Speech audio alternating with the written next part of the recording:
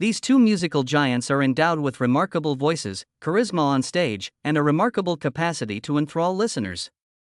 During the same time period, Engelbert Humperdinck and Tom Jones were well known for their captivating performances and compelling personalities. Beneath their dazzling careers, however, was a rivalry that would be the focus of decades of attention, driven by ego, competition, and the unrelenting desire to be the best. Engelbert Humperdinck finally speaks out today, revealing the details of their turbulent relationship. He offers a glimpse into the underlying conflicts and tense moments that characterized their relationship for the first time, exposing the darker side of their encounters. The music industry was changing in the middle of the 1960s. The radio was dominated by rock and roll, but the crooners of a bygone era were not going away. Engelbert Humperdinck became the era's love hero thanks to his heartwarming voice and sultry melodies. He became a global sensation because to songs like Release Maine. Admired by admirers who simultaneously longed for classic love tunes, Tom Jones burst into the scene with a whole different vibe. His electric performances and raw, strong vocals made tunes like It's Not Unusual instant classics. Humperdinck's refined grace contrasted sharply with Jones's rough machismo. Comparisons between the two were unavoidable as audiences became captivated. The competition grew as their careers flourished. Media sources, fans, and promoters started setting them against one another, fostering a rivalry that neither could ignore. The strain was intensely personal as well as professional. Jones and Humperdinck frequently competed for the same fans, the same honors, and occasionally the same attention. As both musicians aimed to rule the charts and the stage, their rivalry reached a climax in the late 1960s and early 1970s. Imagine these two legendary musicians traveling to the same places, performing at sold-out venues, and attempting to surpass one another at every turn. Jones would enthrall spectators with his exaggerated physicality and intensity. With his charisma and skillful singing, Humperdinck would captivate them with ballads that stayed with them long after the last note. Not all of the competition was amicable. It was believed that both artists were trying to outdo each other. Jones interpreted Humperdinck's insistence on being referred to as the King of Romance as a challenge to his own success. In contrast, Tom Jones would later acknowledge that he felt betrayed by what he saw as Humperdinck's efforts to overshadow him in the press. His feud with Engelbert Humperdinck was the most persistent, although their animosity simmered behind the scenes and created tension anytime their paths met. They rarely got into public arguments.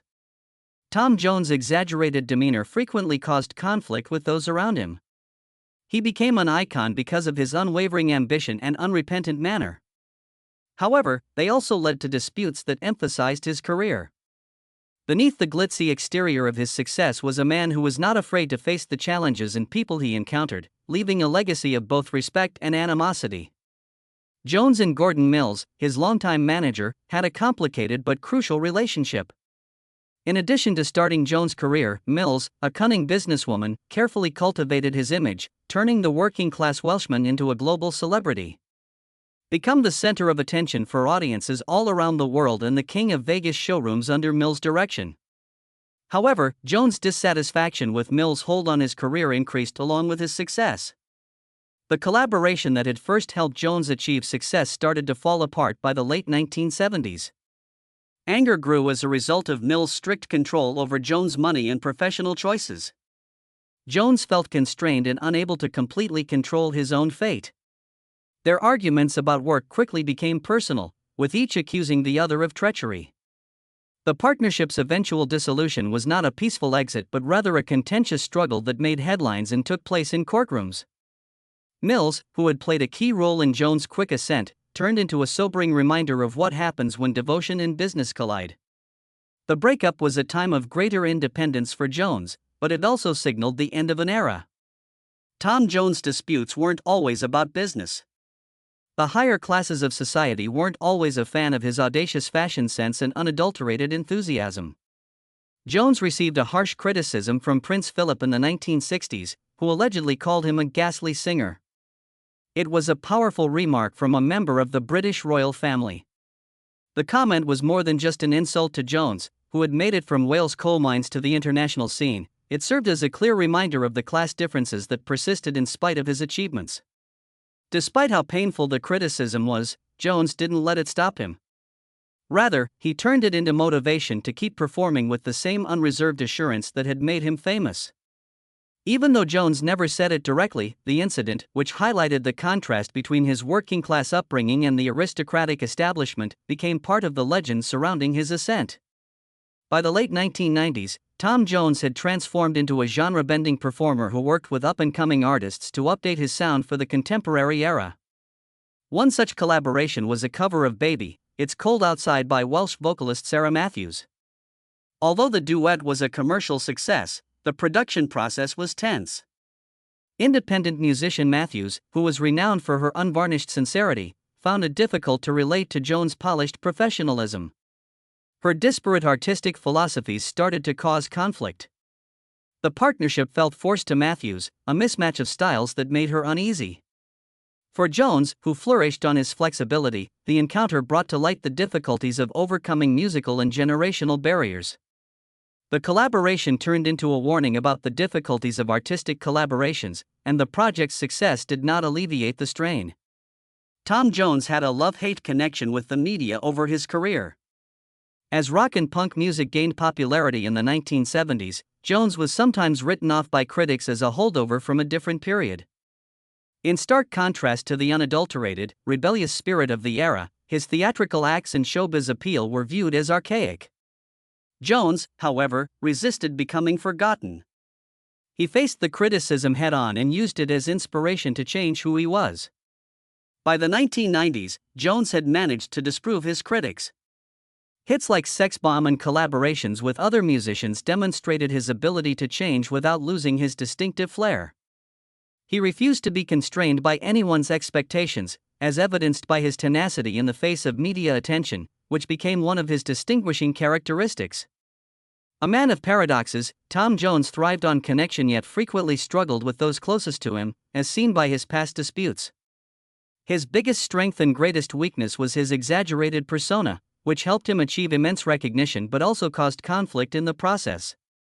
From conflicts with managers to artistic disagreements and royal criticism, Jones' path was replete with tense events that only added to the complexity of his legacy. There is a tale of resiliency hidden underneath the disputes. In addition to surviving these difficulties, Jones made use of them to strengthen his motivation, adjust, and prosper in a field that was always evolving. His career, which was influenced by both skill and controversy, is proof of the strength of tenacity and the unwavering spirit of an artist who never gave up. The competition with Tom Jones served as both a motivator and a source of annoyance for Engelbert Humperdinck. Even while he frequently played down the tension, it was obvious that he felt the weight of the comparisons. Humperdinck took great satisfaction in his artistic abilities and his capacity to emotionally engage audiences. Although he thought Jones' showmanship was excellent, he saw it as essentially distinct from his own style. Humperdinck has considered the rivalry with a sense of perspective in recent years. Although the competition helped both musicians reach new heights, it also caused needless rifts within their fan bases. The tale of Engelbert Humperdinck and Tom Jones is one of sharp contrasts, as Humperdinck today admits that their careers, while parallel, were influenced by different ideas about what it meant to be an artist. Humperdinck, a silky crooner whose voice touched each note and gave audiences a feeling of romance and refinement, stood on one side. Jones, on the other hand, was a force of unadulterated emotion and energy whose thunderous vocals and captivating presence left audiences speechless. Despite having quite distinct approaches to music and performance, they were both masters of their trade and were two sides of the same coin. Their quarrel was more than just a personality conflict, it was a pivotal story during a time when music was changing society. Like opposing forces, their careers entwined, with one advancing in the other's shadow. Humperdinck's accuracy and well-crafted image made him appealing to people looking for classic ballads. Fans who were hungry for spectacle and excitement were drawn to Jones's fierce energy. Their rivalry strengthened their resolve and forced them to hone their craft in ways they may not have otherwise without the threat of the other. However, tension and an unsaid but tangible force accompanied that competitiveness, and they persisted in every chart war, shared headline, and comparison between fans and critics. The deeper reality behind the competition was that both men were trailblazers who handled the tumultuous realm of celebrity with unmatched tenacity. With his smooth voice and impeccable manner, Humperdinck exuded a timeless grace that appeared unaffected by the shifting trends in music. Even as rock and roll threatened to eclipse his genre, he remained relevant by bringing conventional crooning to a contemporary audience. Jones, on the other hand, emerged as a representation of the tenacity of the working class, tearing down walls with his unreserved charm and drive. Despite having very different public personas, few could relate to the relationship they felt because of their common experiences.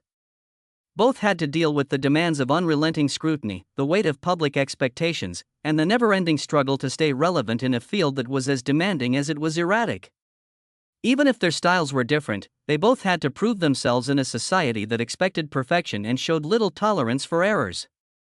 Their fight was dramatic, but it was about legacy more than who could sell more records or attract bigger audiences. Both artists were unwilling to accept second place because they were aware that their history was being written in real time. This relentless quest for perfection frequently showed up as brief but impactful remarks made during an interview, a well-timed record release to outshine the competition, or a standout performance intended to garner the most media attention. Their battle was more than simply music, it was a platform where artistry, ego, and ambition clashed. Nevertheless, there was a reluctant respect despite the stress. Each acknowledged the other's special gift and realized that their paths would always be connected. Jones' visceral strength was what got audiences to get up, even while Humperdinck's fluid delivery could win hearts. The secret to their lasting legacy resided in their mutual exclusivity, as neither could fully duplicate the other's enchantment. The enduring influence of Humperdinck and Jones' rivalry is demonstrated by their legacy today. Their music is still relevant today, serving as a reminder of what it means to be an artist in the purest form as well as a sentimental homage to a bygone period. Their stories teach us about resiliency, ambition, and the intricacies of human connection, while their songs arouse memories and their performances astonish. Their shared story is now enhanced by the disparities that formerly characterized their professions. Together, they created a musical age that united romanticism and unadulterated emotion, tradition and invention. Despite its dramatic nature, their rivalry eventually served as an inspiration for succeeding generations of artists as well as for themselves. Their legacy is a reminder that greatness frequently results from the interaction of conflicting forces, combining triumph and tension. The story of two guys who dedicated their lives to their art lay beyond the gloss and splendor, enduring the highs and lows while being steadfast in their dedication to their art.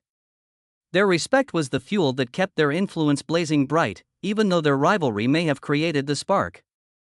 Their music now serves as a celebration of a time that will never be forgotten as well as a monument to their skill.